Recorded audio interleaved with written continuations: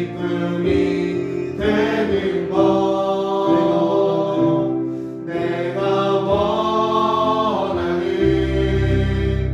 한 가지 주님의 기쁨이 되는 것 내가 원하는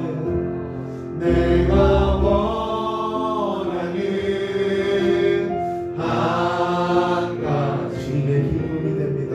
주님의 기쁨이 되는 것 내가 원하는 한 가지 주님의 기쁨이 되는 것 이 시간 다 같이 예배를 위해서 기도하면 좋겠습니다. 하나님이 찬양의 고백 소리를 들으시고 원수의 두려움에서 나의 생명을 보존하소서. 주는 나를 들으사 학자의 빈이란 게임성아 죄악을 짓는 자의 요란에서 벗어나게 하소서. 그들이 칼같이 자기 혀를 연마하며 화살같이 독한 말로 겨누고 숨은 곳에서 완전한 자를 쏘려 하다가 갑자기 쏘고 두려워하지 않는다. 그들은 악한 목적으로 서로 격려하며 남몰래 옳은오키를 함께 의논하고 하는 말이 누가 우리를 보리오 하며 저희는 죄악을 공모하며 이르기를 우리가 묘책을 찾았다 하니 각 사람의 속뜻과 마음이 깊도다. 그러나 하나님이 그들을 쏘시리니 그들이 갑자기 화살에 상하리로다. 이러므로 저희가 엎드러지니 저희의 혀가 저희를 해함이라. 저희를 보는 자가 다 머리를 흔들리로다. 모든 사람이 두려워하여 하나님의 일을 선포하며 그의 행하심을 깊이 생각하리로다. 의인은 여호와를 인하여 즐거워하며 그에게 피하리니 마음이 정직한 자는 다 자랑하리로다. 아멘. 네, 저는 오늘 악인을 대하는 믿음의 자세라는 제목으로 여러분들에게 말씀을 전하려고 합니다. 이 말씀은 우리 목사님께서 매일 나눠주시는 그 말씀, 목요일에 해당하는 말씀인데 이 말씀을 읽으면서 저 또한 참 많은 은혜를 받았고 이 말씀을 묵상하면서도 하나님께서 저에게 주시는 메시지가 있어서 그 메시지를 여러분들과 함께 나눠보려고 합니다. 우리가 그리스도인으로서 우리의 삶에서 꼭 한번 경험해본 질문이 있을 것입니다. 그것은 내가 믿는 자로서 살아가는데 나를 힘들게 하는 누군가가 내가 어떻게 그 사람을 대처해야 할까라는 질문이에요. 관계적 어려움을 겪는 것은 이 분명 직장에서나 우리 가정 그리고 우리가 속해 있는 모든 공동체를 이뤄가는데 피할 수 없는 어려움 중 하나가 이 바로 관계적 어려움일 것입니다. 그런데 하나님을 믿는 자이기 때문에 내가 그와 동일하게 나에게 행했던 그 악한 행위처럼 내가 그와 동일하게 그에게 복수해야 그리스도인의 자세인가? 아니면 바보같이 그냥 묵묵부답하며 참고만 있는 것이 그리스도인의 자세인가? 라는 삶의 질문이 아마 여러분 상관에서 참 많이 던져질 것 같습니다. 전사님도 동일해요. 내가 그리스도인으로서 내가 이러한 어려움을 당했는데 내가 그냥 가만히 있어야만 하는 것이 하나님의 뜻일까? 아니면 내가 일어나 그와 동일하게 그게 행하는 것이 하나님의 뜻일까? 라는 고민을 하고는 합니다. 제가 이번 주에 이러한 일을 경험한 적이 있습니다. 제가 맡은 바 열심히 일을 끝마치고 마땅히 어떤 저의 노동의 대가를 받아야 되는 순간이 있었어요. 그런데 고객과 어떤 저희 회사에 이렇게 맞춰지지 않는 의견이 있었던 것 같습니다. 그래서 제가 저는 그 노동한 대가를 회사에 이렇게 보고하고 전해야 되는 입장이었는데 그냥 그분의 마음 너무나 완고하더라고요. 그렇게 할 수 없다. 그렇게 내가 할 수 없다. 그러면서 제가 그 일을 마치고 제 다음 일정이 있어서 이렇게 이동하는 중에 그 사람에게 연락이 와서 내가 CCTV를 다 확인해봤는데 당신이 이렇게 정직하지 못했고 이거 정직하지 못했고 당신의 모습이 조금 더 바르지 못했다. 하나부터 열까지 이렇게 꼬투리를 계속해서 잡더라고요. 그러면서 회사와 저와의 모든 회사에게 저에게 보고하길 저 작업자가 잘 하지 못했다. 저 작업자가 정직하게 행하지 못했다. 라며 이렇게 많은 거짓말들과 음해와 또는 저를 이렇게 너무 힘들게 하는 말들을 많이 해놨었어요. 물론 저는 하나님 보시기에 일을 했기 때문에 조금의 정직함으로 그 일들을 행했어요. 열심으로 다 행했고, 그런데 아마 그들의 마음에 그 어떤 마지막 결과의 그 회사의 그 가격에 있어서 조율되지 않았던 것 같아요. 그래서 조금만 저를 음해하고 어렵게 하면 그들이 만든 그 타산에 맞출 수 있을 것만 간단한 생각을 했던 것 같습니다. 그래서 회사에서도 저에게 음해하고 저를 향하여 비난의 목소리를 내고 또 저에게도 직접 전화 와서 자기 회사에 CCTV가 있는데 이런 부분이 잘못됐고 이런 부분이 잘못됐고 이렇게 거짓말을 하더라고요. 하나님을 믿는 자로서 내가 분명히 하나님을 경외하며 그 일들을 했는데 너무나 마음이 아팠습니다. 너무나 마음이 아팠어요. 아까 제가 처음 던져졌던 그 질문과 같을 거예요. 주님을 믿으면서 정직을 행했음에도 불구하고 악행을 당했던 그 마음, 주님을 믿음에도 불구하고 이 관계적인 어려움을 경험했던 그 순간이 바로 이 순간이었지 않을까 생각이 되어집니다. 물론 그 문제 별탈 없이 너무나 잘 넘어갔습니다. 하나님을 믿기에 아마 저는 더욱 정직하게 행했음에도 불구하고 믿는 자로서 음해를 당하고 어려움을 겪어서 제 안에 참 마음이 힘들었습니다. 그런데 바로 제가 그날 말씀 앞에 섰어요. 제가 그 어려운 마음을 가지고 하나님의 말씀 앞에 섰습니다. 다행히 그 말씀, 레마와 같이 주는 말씀이 오늘 시편 64편의 말씀이었어요. 분명 다윗은 큰 어려움을 겪고 있었음에도 불구하고 그는 저와는 다른 믿음의 자세로 대처하는 모습에 제 안에 정말 큰 깨달음이 있었습니다. 다윗은 저와 같이 이런 관계적 어려움이 있었지만 저와 같이 이렇게 하나님 복수해야 될까요? 하나님 제가 다시 전화해서 그들에게 제 의의를 드러내고 감정적으로 대해야 될까? 이것이 주님의 뜻입니까? 라고 반응했던 저의 모습인데 다윗은 저와는 조금 다른 모습으로 하나님 앞에 대처했다는 것을 우리 말씀을 통해 알 수 있습니다. 오늘 그 말씀을 한번 우리가 살펴보면 다윗이 몸소 우리에게 전하는 그 메시지가 무엇인가 우리 다 같이 한번 살펴보도록 하겠습니다. 우선 이 시편의 64편의 말씀이 쓰여진 상황과 다윗의 상태에 대해서 우리는 조금 더 알아볼 수 있어야 합니다. 가장 먼저 시편 64편의 표제어를 볼 때 다윗의 시로 나타내고 있기 때문에 이 시는 다윗의 고백이라는 것을 우리가 알 수 있어요. 그리고 가장 중요하게 바라봐야 할 점이 하나 있는데 이 말씀에서 누가 언급되었냐는 것입니다. 제가 이 1절의 말씀 그리고 2절의 말씀을 제가 봉독하도록 하겠습니다. 여러분 눈으로 보시기 바랍니다.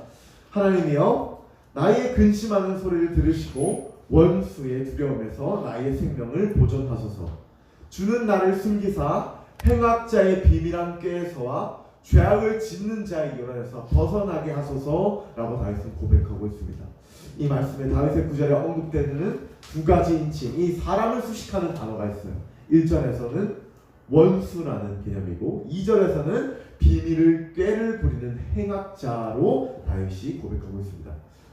제가 몇 번이고 이 단어에 대해서 언급했던 적이 있는 것 같습니다. 많은 신학자들은 이 64편을 보며 다윗이 지금 처하고 있는 그 상황, 다윗이 고백하고 있는 그 원수와 그 행악자, 꾀를 부리는 행악자를 누구를 지칭하냐면 바로 자신이 사랑했던 아들 압살롬을 지칭하고 있어요. 다윗은 이스라엘과 이 헤브론을 거리며 무려 19명의 아들들이 있었습니다. 아들들이 많으면 그와 동시에 일어나는 일이 바로 반란의 일이에요. 반란. 그럼에도 불구하고 이 압살롬은 그 아들들 중에 서서 다윗의 눈밖에 난 아들이었어요. 그 이유는 이 압살롬은 자신의 연회를 열어 자신과 분쟁 있는 많은 형들과 이 암논의 형을 초청합니다. 그리고 그를 암살하게 돼요. 다윗이 그것을 알게 됩니다. 그리고 다윗이 그 압살롬을 보내게 돼요. 그 압살롬은 3년간 타지에 나가 생활하며 다시 다윗의 품으로 돌아오게 됩니다. 그런데 이미 이 압살롬은 이 다윗의 눈 밖에 난 아들이에요. 그래서 이 압살롬이 자신의 성에 모두 거닐었던 이 다윗의 최측근들을 하나하나 포섭하기 시작해요. 그리고 기원전 900년, 1000년 가까이 되는 바로 그 시기에 우리가 다 아는 난이 하나 일어납니다. 그것이 헤브론에서 일어난 압살롬의 난이에요. 이 압살롬이라는 다윗의 아들이 다윗의 많은 최측근들을 자신의 품으로 돌린 다음 다윗의 왕권을 뺏기 위해 압살롬의 난을 일으킵니다. 그리고 다윗은 자신의 아들로부터 이 왕권을 뺏겼던 바로 그 상황에 지었던 시가 바로 64편, 오늘 우리가 본 바로 그 시예요. 그래서 다윗이 이야기하기 이 원수로부터 날 좀 지켜주십시오. 이 행악자, 꾀를 부리는 이 자들로부터 나를 구원해 주십시오. 하나님께 고백하고 있는 시가 바로 64편의 시예요.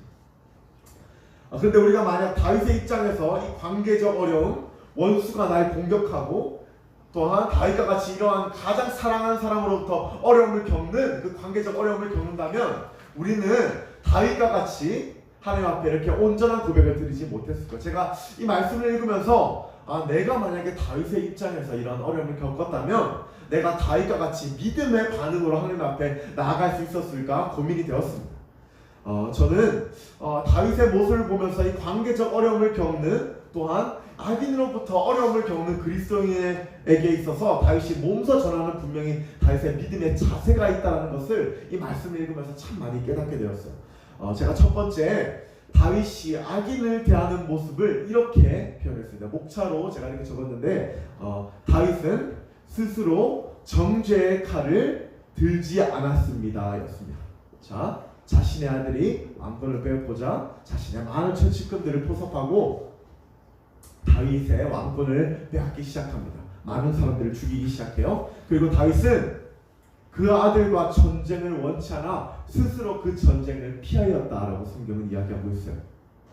그리고 다윗은 이스라엘 백성들을 거닐고 광야의 생활을 자처하며 나아갑니다. 그런데 우리 7절, 8절의 말씀을 세 번역의 말씀으로 제가 한번 읽어보겠습니다. 7절의 말씀입니다. 그러나 하나님이 활을 쏘실 것이니 그들이 화살을 맞고서 순식간에 쓰러질 것이다. 하나님은 그들이 혀를 놀려서 한 말 때문에 그들을 멸하실 것이니 이것을 보는 자마다 도망칠 것이다 라고 다윗은 고백하고 있어요. 자, 그런 어려운 순간에 다윗은 어떤 자신의 의를 우리와 같이 드러내지 않습니다.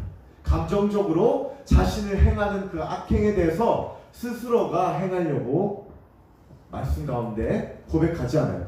당대 다윗의 신앙을 감히 제가 표현하기로 하나님을 믿는 자 중에 제일이라고 표현할 수 있었을 거예요. 이스라엘 백성의 사원에 힘입어 세워진 왕이 사울 왕이었어요. 그들의 왕을 주십시오라고 해서 하나님께서 그들의 그 고백을 들으시고 그들에게 친히 세우신 왕이 바로 사울 왕입니다. 그런데 그 사울 왕이 주님 보시기에 바르지 않아 하나님께서 친히 이 사무엘을 통하여 이새의 아들 다윗의 기름 부으셨던 주님이 세우신 왕이 바로 다윗 왕이에요. 그 얼마나 친밀했냐면 사무엘상 13장 14절에 여호와께서 그의 마음에 맞는 사람을 구하여 여호와께서 그를 다윗을 그의 백성의 지도자로 삼으셨느니라 라고 고백하고 있어요. 그 말인즉슨 하나님 보시기에 합한 자 바로 다윗이라는 이야기예요. 그러니까 다윗은 오늘 이 자신을 공격하는 이 악행과 이 원수의 공격 가운데 분명히 하나님으로부터 자신의 의를 드러내며 하나님께 그 의를 구할 수 있었어요. 하나님, 제가 저 원수와 자신의 행악자를 무찌르기에 나에게 힘을 좀 주십시오. 하나님, 나의 아들로부터 제가 이런 어려운 처지에 있습니다. 나에게 그를 심판할 수 있는 힘을 좀 주십시오. 고백할 수 있었을 거예요. 그런데 제가 아까 목차에 뭐라고 얘기했어요? 다윗은 스스로 정죄의 칼, 심판의 칼을 들지 않았습니다 라고 제가 이야기했어요. 오늘 이 원수와 악의 이 관계적 어려움 가운데 주는 다윗의 첫 번째 메시지, 절대 우리는 나에게 어려웠게 하는 그 관계 가운데, 나를 공격하는 그 관계 가운데 우리가 그와 동일하게 그를 심판할 수 없다는 것을 다윗은 몸소 우리에게 보여주고 있어요. 자, 그것에 대한 두 가지 전제가 붙습니다. 첫 번째 전제는 다윗은 자신도 죄인임을 깨달았기 때문이에요. 자, 그와 동일하게 압살롬이 자신을 음해하고 자신을 이렇게 어려움을 가했음에도 불구하고 다윗이 왜 압살롬을 동일하게 칠 수 없고 동일하게 정죄할 수 없고 동일하게 심판할 수 없는 그 첫 번째 전제는 단 하나, 다윗은 자신 스스로도 동일한 죄인임을 깨달았기 때문입니다.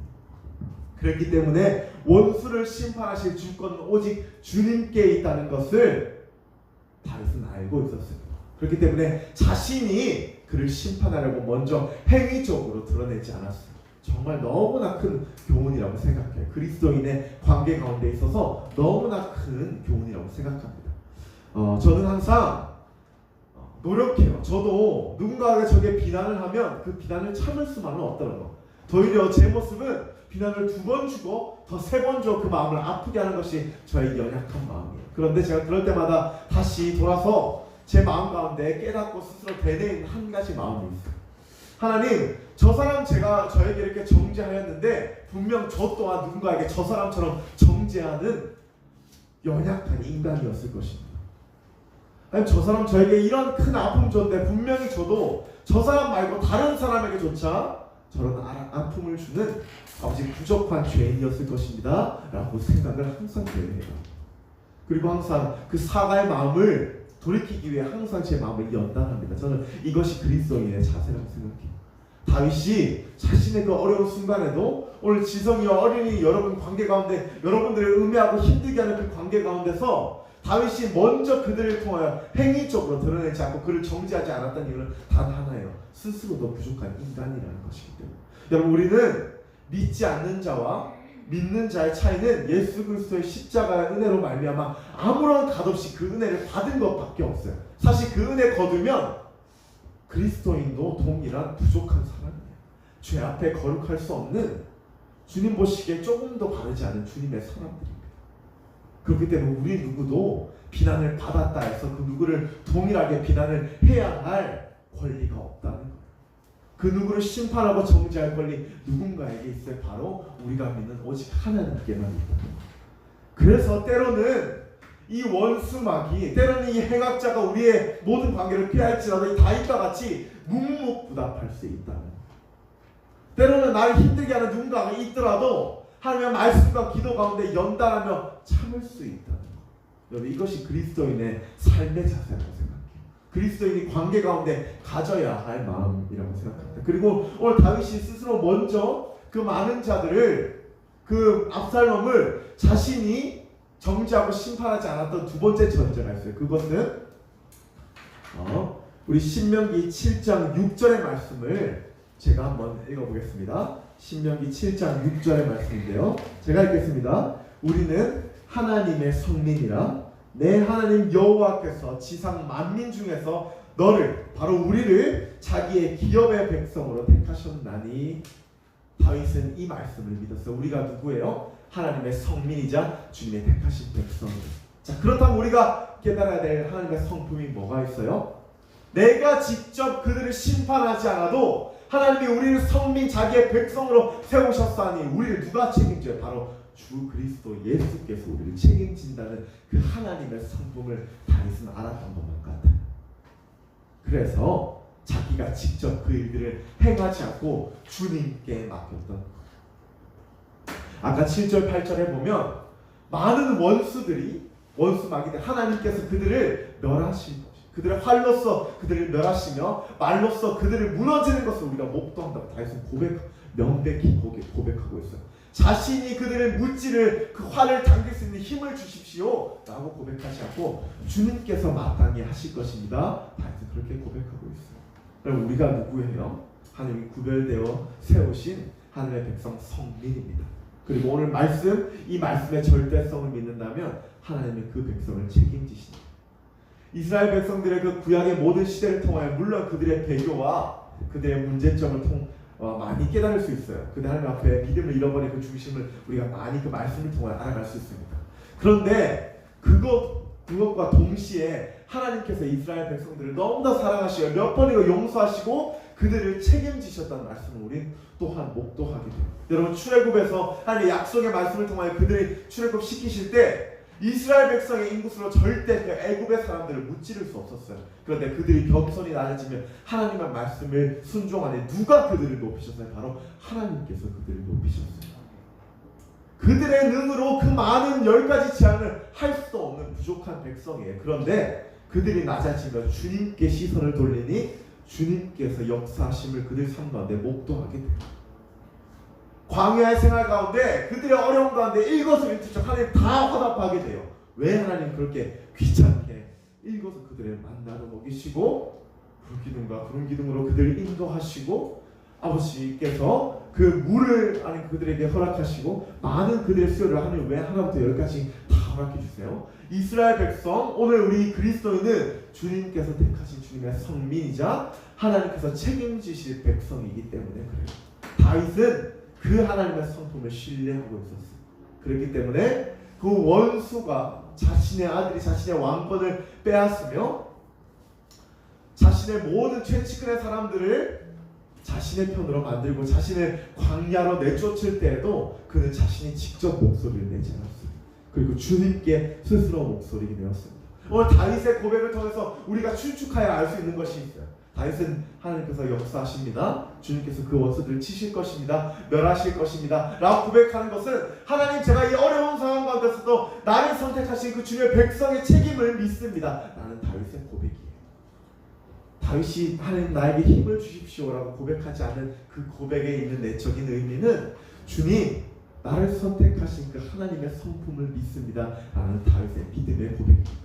여러분, 다윗의 모습을 통해서 우리가 원수 또한 우리가 어렵게 하는 그 모든 관계 가운데 행해야 할 두 가지 전제입니다. 여러분, 내가 먼저 정죄하지 않고 죄인임을 깨닫고 그리고 하나님께서 하신 일을 기대하는 것, 주님의 성품을 깨닫고 내가 때로는 그 관계의 어려움 가운데 묵묵히 가만히 입을 닫고 인간의 눈을 감아버리고 주님께서 일하심을 기다리는 거예요. 하나님의 일하실 그 성품을 믿으며 기다리는 것, 이것이 그리스도인의 관계 가운데 대처할 우리의 믿음의 자세입니다. 자, 그리고 마지막 다윗이 보인 믿음의 자세가 있습니다. 우리 마지막 말씀 10절의 말씀 우리 다 같이 한번 읽어보겠습니다. 64편 10절의 말씀인데요. 우리 다 같이 한번 읽겠습니다. 시작. 의인은 여호와를 인하여 즐거워하며 그에게 피하리니 마음이 정직한 자는 다 자랑하리로다. 네, 이 10절의 말씀을 읽으면서 다윗이 또한 우리에게 전해주는 다윗의 믿음의 자세가 있어요. 원수가 우리를 공격하고 관계적 어려움이 있을 때 다윗이 보여준 믿음의 자세가 있습니다. 여기서 이야기하는 의인이라는 것은 여호와를 경외하는 자, 좁은 길을 가는 자, 바로 우리들을 이야기해, 그리스도인을 이야기합니다. 자, 그리고 오늘 말씀을 영어 번역에서는 Rejoice in the Lord라고 표현하고 있어요. 그러니까 주 안에 있는 자는 참 기쁨을 누린다라고 해석합니다. 자, 그렇다면 다윗이 우리에게 던지는 다윗의 모습을 통하여 우리에게 던져주는 믿음의 자세가 뭐예요? 주 안에 거하는 그리스도인은 끝내 승리한다는 믿음을 다윗은 우리에게 보여주고 있는 거예요. 원수마귀가 또한 나를 관계를 어렵게 하는 누군가가 날 힘들게 할지라도 다윗의 믿음의 중심에 있는 그 믿음의 자세가 뭐예요? 하나님을 믿는 자는 끝내 주 안에서 기쁨을 누린다는 거예요. 하나님을 믿는 자는 끝내 주 안에서 승리한다는 것을 다윗은 우리들에게 보여주고 있는 것입니다. 어떤 원수가 날 해한다 할지라도, 내가 그리스도로서 억울하게 환난을 겪는다 할지라도 우리가 기억해야 될 믿음은 하나님의 자녀는 끝내 승리한다는 믿음입니다. 우리가 관계를 가질 때 또한 우리가 환난과 어려움 가운데 우리 가운데 변하지 말아야 할 믿음의 중심은 어떠한 순간에도 끝내 주님의 자녀는 승리한다는 이 믿음의 중심입니다. 여러분, 당장에 우리의 어려운 고난과 문제 가운데 있을지라도 하나님의 백성은 반드시 승리한다는 것을 우리는 기억해야 될 것입니다. 다윗은 이와 같이 믿음을 그가 치른 많은 전쟁에서도 동일하게 고백했어요. 우리 시편 20장 5절의 말씀인데 제가 읽겠습니다. 다윗의 고백이에요. 우리가 너의 승리로 말미암아 개간을 부르며 우리 하나님의 이름으로 말미암아 깃발을 세우리니 여호와께서 내 모든 기도를 이루어 주시기를 원하노라 라는 다윗의 고백이에요. 이 시편의 시는 전쟁의 출정을 앞둔 왕이 군대를 도열시키고 회중을 모아 기도와 제사로 드릴 때 부르는 노래예요. 이 시에서 알 수 있듯이 이 승리의 개간은 전쟁을 마치고 나서 불렀던 다윗의 고백이 아니에요. 우리 말씀을 보면 너의 승리로 말미암아 우리가 개간을 부를 것이고 우리 하나님의 이름으로 말미암아 그 승리의 깃발을 세울 것이다 라고 다윗이 고백한 것이에요. 그런데 이 고백은 다윗이 모든 전쟁을 승리하고 나서 불렀던 고백이 아니에요. 바로 승리하기 전에 하나님께 많은 청중들이 함께 불렀던 승리의 노래이자 승리의 개간하는 거예요. 자, 이 믿음의 고백을 통하여 다윗이 또 한 번 우리에게 말하고 있어요. 그리스도인은 문제 가운데 직면하지 않았을지라도 아니면 지금 문제 가운데 있을지라도 변하지 말아야 될 중심은 무조건 승리한다는 중심이에요. 주 안에서 무조건 이길 수 있다라는 선포의 말씀을 오늘 다윗이 우리 가운데 전하고 있는 것입니다. 여러분, 믿음이라는 것은 선포할 때 그 참 능력이 일어나요. 선포할 때 우리 삶 가운데 하나님 저는 이미 이 전쟁을 이겼습니다. 선포할 때 그 믿음이 우리 삶 가운데 드러나게 돼요. 그 능력이 발휘되게 돼요. 다윗은 그 선포의 믿음의 선포를 통하여 아버지 원수 막이 나에게 어려움을 해할지라도 자신의 아들 압살롬이 날 어렵게 할지라도 내가 믿음으로 선포하오니 주 안에서 믿는 자들은 다 승리합니다 라는 고백을 우리들에게 보여주고 있는 것입니다. 오늘 다윗이 자신의 아들 압살롬을 맞이하며 그가 취했던 믿음의 자세에 대해서 우리가 배웠습니다. 그리스도인을 살다가 보면 절대 좋은 삶만 절대 살아가지 않습니다. 그리스도인을 살아보면 어떤 어려움과 오늘 다윗과 같이 문제적 관계적 어려움을 분명히 직면하게 될 거예요. 그 가운데 우리가 잊지 말아야 할 믿음의 중심이에요. 그 가운데 잊지 말아야 할 믿음의 자세예요. 주 안에서 우리 많은 그리스도인을 승리한다. 제가 이 많은 예배가 파여지고 오늘날 많은 아프간에 있는 그 우리가 기도했던 그 어려움들이 우리의 생활 가운데 정말 많이 보여지고 있어요. 코로나 바이러스 때문에 많은 예배들이 무너지고 많은 청년들과 많은 믿는 자들의 핍박받고 어려운 가운데 있습니다. 그런데 제 가운데 변하지 않는 믿음의 중심, 다윗과 같은 믿음의 자세가 있어요. 여러분, 어찌됐건 저찌됐건 과정이 어찌됐건 우리의 문제가 어찌됐건 주 안에서 있는 자는 분명히 승리한다는 믿음입니다. 그리스도의 삶이 어려운 여러분, 이것이 사실 저는 복음적 가장 중요한 가치라고 생각해요. 우리의 삶이 어찌됐건 끝내 우리는 천국 소명을 누리며 살아가는 것이 그리스도인의 삶이에요. 오늘 다윗의 이 믿음의 자세가 그리스도인의 취해야 할 우리의 복음적인 가치를 다 담고 있는 말씀이라고 생각해요. 지금의 우리가 맞닥뜨린 복음의 어떤 문제의 가정이 어찌됐건 우리의 원수가 날 어렵게 하고 그런 게 어찌됐건 여러분, 하나님을 믿는 자는 주 안에서 분명히 승리한다는 사실을 여러분 믿음으로 취하는 여러분 되시길 간절히 축원드립니다. 우리가 잊지 말아야 할 믿음의 자세예요. 여러분, 지금의 당장의 학업을 통하여 너무 어려운 순간이 있고 대학을 통해 너무 어려운 순간이 있고 고등학교를 결정하고 나가는 길이 너무나 어려운 순간이 있고 지금 당장 나의 삶이 조금 어려운 순간이 있을지라도 여러분 변하지 않을 믿음의 중심, 주 안에 있는 자, 다윗과 같이 Rejoice in the 주 안에서 참 기쁨을 누린다라는 것이 바로 이 의인이 누릴 가장 큰 축복이라는 것을 여러분 잊지 않기를 바랍니다. 여러분, 원수나 또 행악자의 어떤 꾀와 또 어떤 관계적 어려움이 있을지라도 여러분 다윗과 같이 담대히 그 믿음을 취하시길 바랍니다. 주님께서 역사하실 것이며 주님의 자녀를 승리한다는 믿음인 것을 여러분 취하는 여러분 되시길 간절히 축원드립니다. 그는 자신이 죄인인 것을 알았기 때문에